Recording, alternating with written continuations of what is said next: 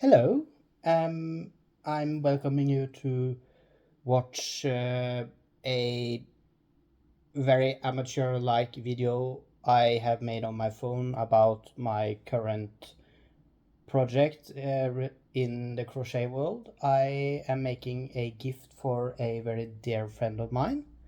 Um, the reason behind making this video is because I have been so inspired by crocheters like Crochet Vision, TL Yarn Crafts, Holy Ona, um, and Crochet Knot or something. It's a female YouTuber as far as I know. Um, I uh, they have inspired me to make videos, and I want to share my process uh, about making. Um, the pattern is of a gecko, which you can see here. That black dot, which is a sore eye, um, it's actually an open spot, but I had to mark it out due to how it was uh, written down on this square sheet, so I could know it was an opening, because otherwise it looked just like any other filled in spot. Uh, the numbers you see here are the counting to the middle, because I have found out the final result, and I needed to find the middle of this part so I could make the final geckos. What I also have is basically the result of uh, two of six geckos in total. The first one is a rainbow-like gecko, and I made the exact same one, just flipped upside down in another type of color changing yarn, thread, whatever you want to call it. I started with the rainbow one during the summer camp for queer youth in Norway 2 weeks ago today, the 1st of August, and I had like these six small yarn balls. Not sure what to make with them. I just knew I wanted to do something, and I did show my dear friend Dakota the picture, which I have kind of written down, drawn on the paper as I showed you, and they immediately liked it as far as I know, and they were like, I want a gecko, I want a gecko. So, okay, I'm making a gecko. And my next thought were, okay, how should I make it? I have I was actually unsure if I could make six geckos or just four and have some scrap yarn. I wish I knew from the start that I could make six of them, but I had to try before I knew, which is kind of like every project you do. You can't always know beforehand how much yarn or thread you're actually going to need. Um, so I started on the rainbow gecko, and then I had made two on top of each other.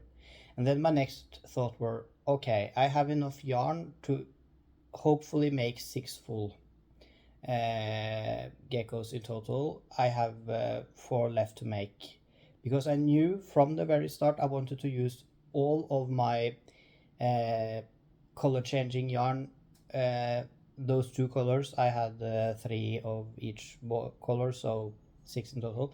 I knew I wanted to make six if I could, and I then came up with the first thought of making this long strip, which would kind of look like this, but then flipped. So uh, dun dun dun. And I thought, well, that would be kind of long, and it could also be somewhat boring.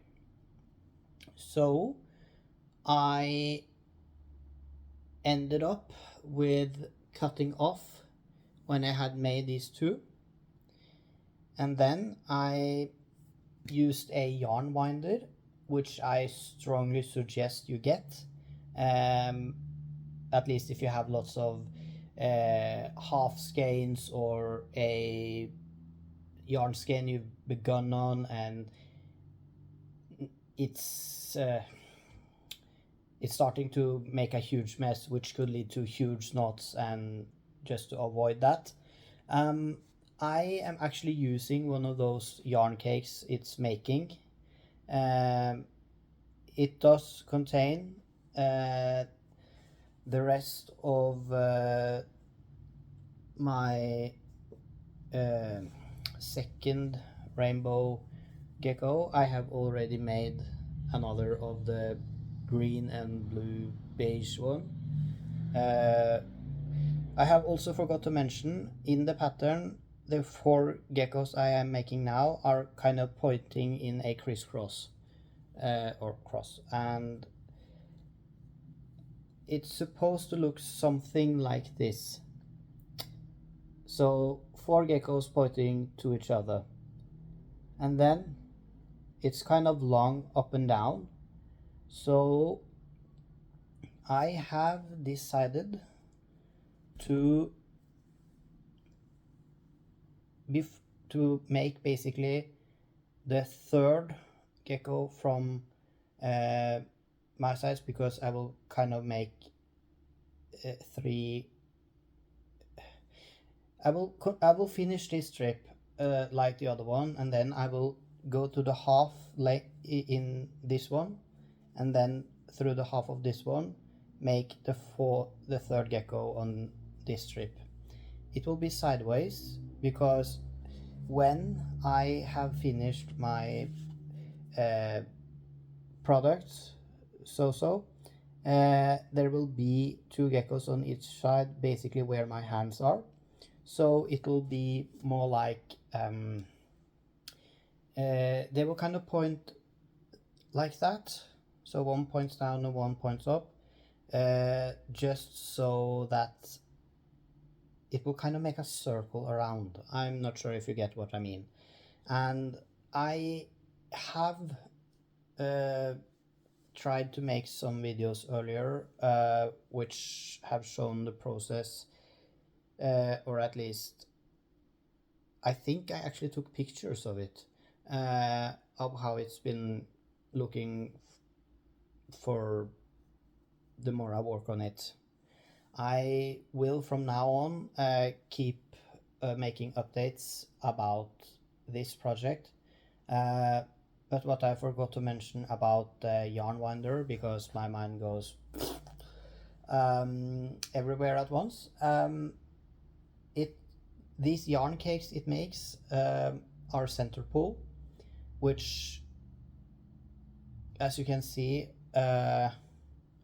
makes it kind of easy to get. You don't have any yarn balls or skeins flying around and you have to grab and grab and grab. This is just, it lets you pull on work and not have to worry about it until you get to the very last few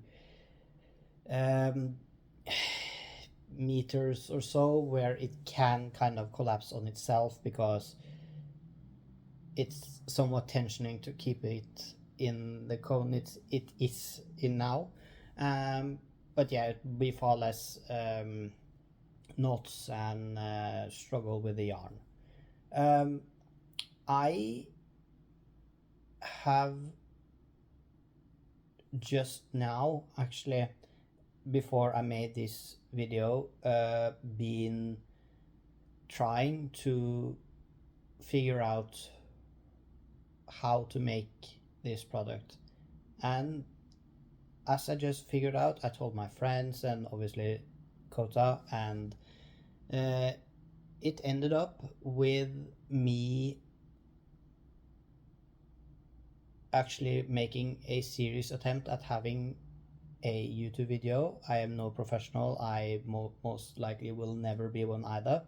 This is actually just for fun for me, and also a good way to know in the future, as I look back, how I was thinking, feeling, etc.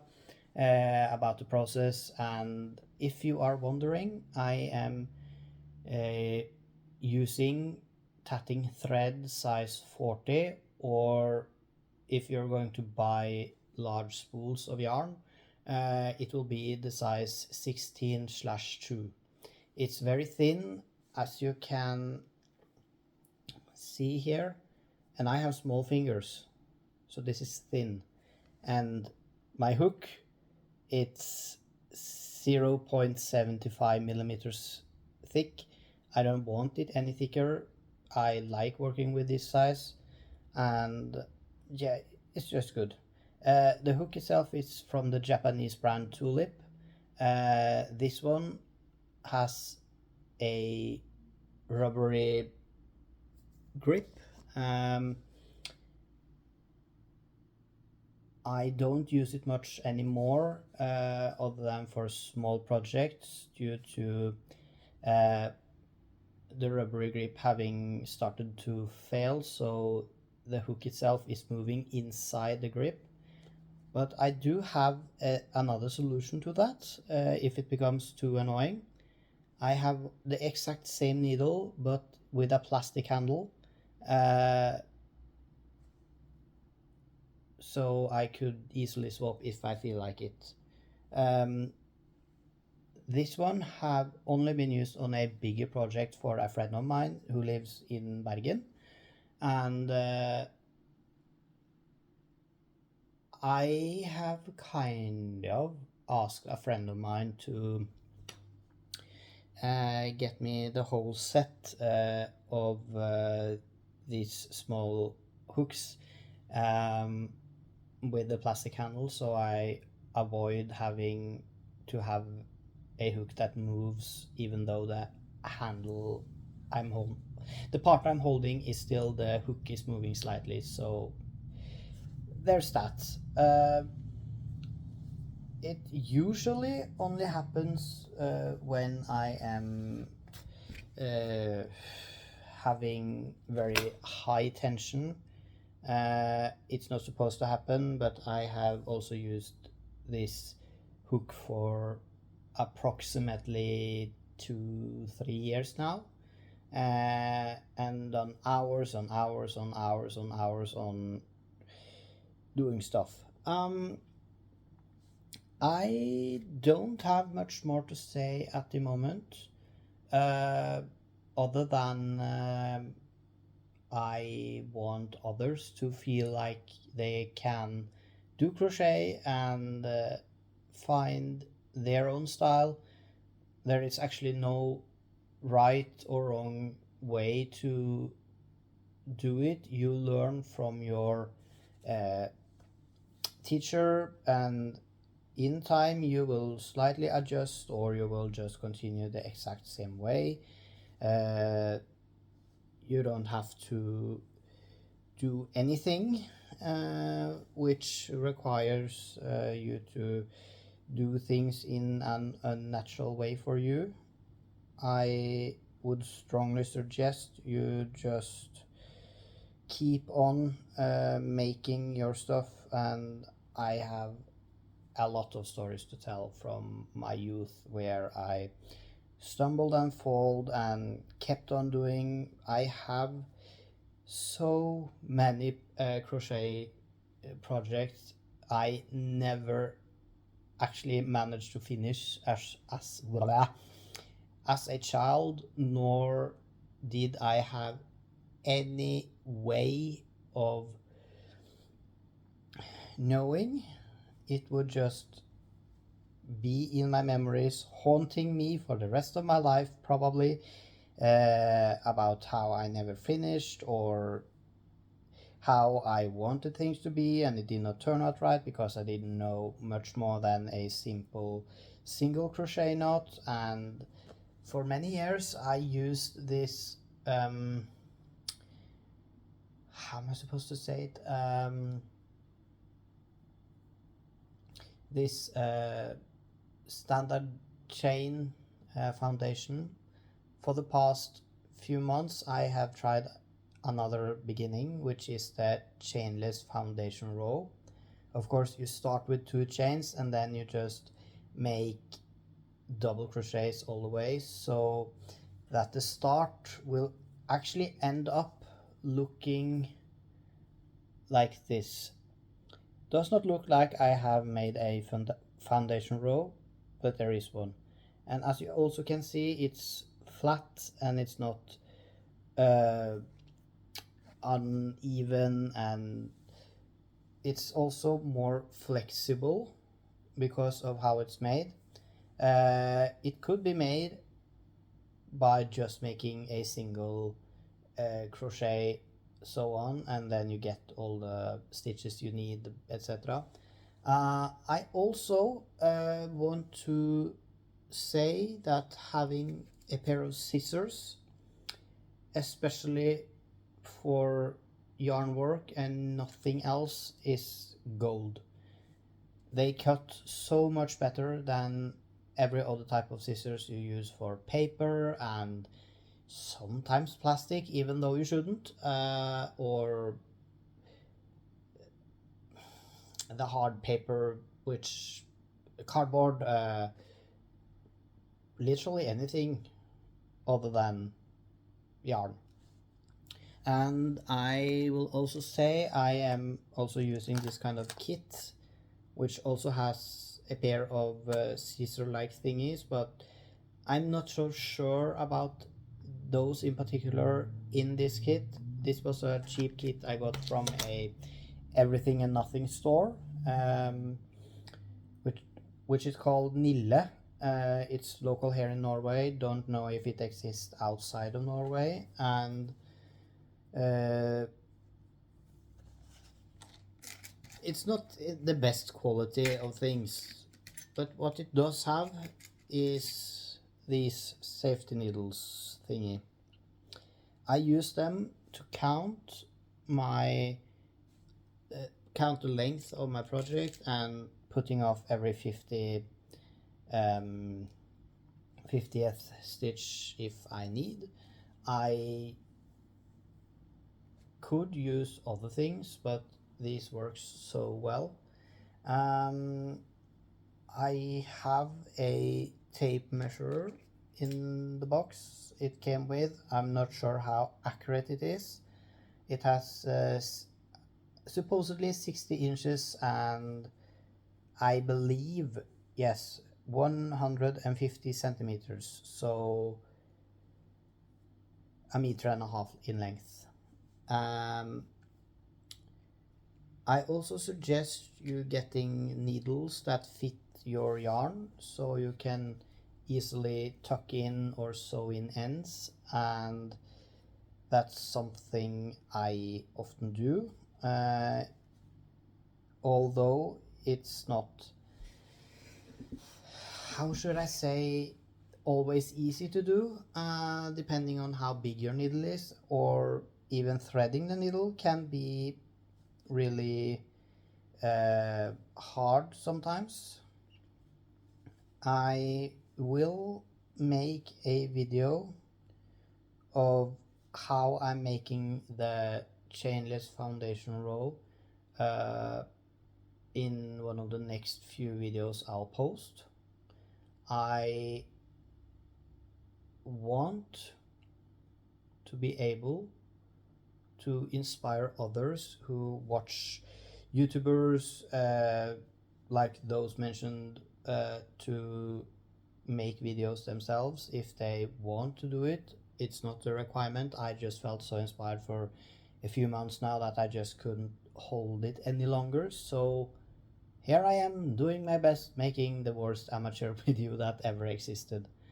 I also am going to show how I'm going to connect the 2 strips I'm making. What I am actually unsure of is if I have enough yarn for the sideways ones, because I know the yarn is enough for the way I'm making them by the short side going up, but from the long side there, it's how I'm slightly worried. But if I don't have enough yarn, I will probably use white or so to finish. I don't know, I'll figure this out, but I hope there's enough. I'm also not sure if I'm going to just make the next two geckos alone and then also show the starting process, which will contain the chainless foundation row, which I have mentioned. I also used it on this one, which you can see here. It's not easy to know exactly how to make it unless you know. I didn't understand very well how to do it properly before I watched a short video on YouTube. I believe it was from TL Yarn Crafts. I'm not completely sure, but I think it was like that. I saw another way of doing it than I had done myself for a while, or a few months at least, and it actually changed how I look at starting a project, because by doing it this way I don't have to think about the first row being wonky or uneven and non-stretchy. I just have to focus on doing my thing, just having the first row already made, so the foundation is there.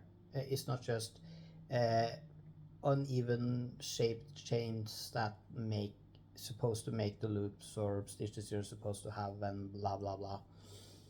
I'm rambling about, and I'm sorry for that, but that's how you're going to have to deal with me. I often forget to do things I am supposed to do when I'm talking also, because I have this kind of visual language where I use my hands for literally anything and they often don't make any sense, but that's me. I will get back to you when I have finished this one, and I hope you will want to watch the videos I'm making. So I will see you then, and bye!